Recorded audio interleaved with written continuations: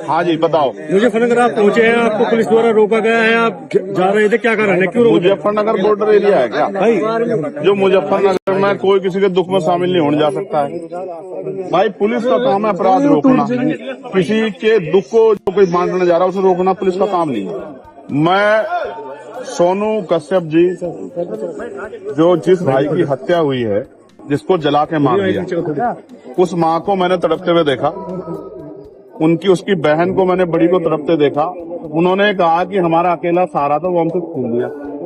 मैं भाई का फर्ज निभाने के लिए, उनके आंसू पूछने, एक बेटा बनने के लिए वहां जा रहा था। ये मेरा फर्ज भी है। चुनाव के समय तो हर कोई जाता है वोट मांगने के लिए, तमाम तरह की मीठी मीठी बातें करने के लिए। दुख में जो साथ खड़ा वही अपना होता।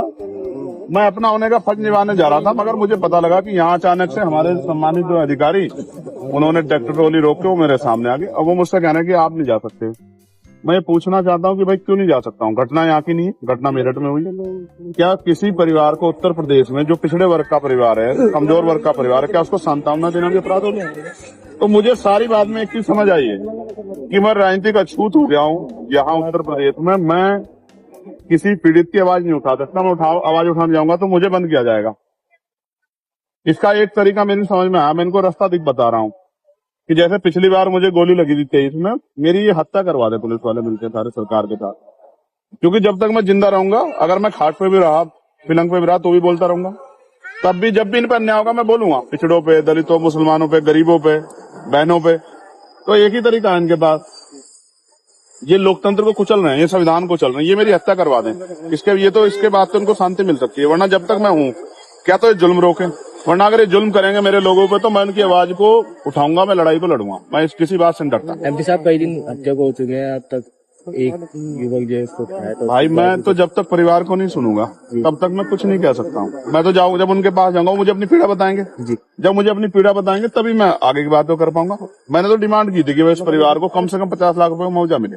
क्योंकि देखो मेरी बात सुनो, आप भी पत्रकार साथी हो, अगर आपके साथ कोई दुर्घटना हो, आपके बच्चों को क्या होगा भाई? कमाने वाला था वो चला गया, उसकी बुजुर्ग माँ, उसका क्या होगा? 10 दिन तो सब आएंगे। तो उसको 50 लाख रुपए मदद दो, एक सरकारी नौकरी मिले, और सबसे इम्पोर्टेंट है इस घटना की सीबीआई जांच हो। यही मांग उठा रहे हो। अब आप पीड़ित के यहाँ जाएंगे या यहाँ से वापस जाएंगे? आप बताओ मुझे। मैं जैसे आगे बढ़ूंगा तो मीडिया वाले कहेंगे पुलिस वाले लड़ रहे हैं, तो मैं शांति से बड़े अधिकारियों को कह रहा हूँ कि वो मुझे अपनी गाड़ी में ले चलें जी, मोटरसाइकिल पे ले चलें। मैं अपने सब साथियों को वहीं रुके, मैं अकेला आदमी जाकर उनकी बात सुन के और उसको आगे आपके सामने बता दूं। इसके अलावा बताओ रास्ता क्या है लोकतंत्र में?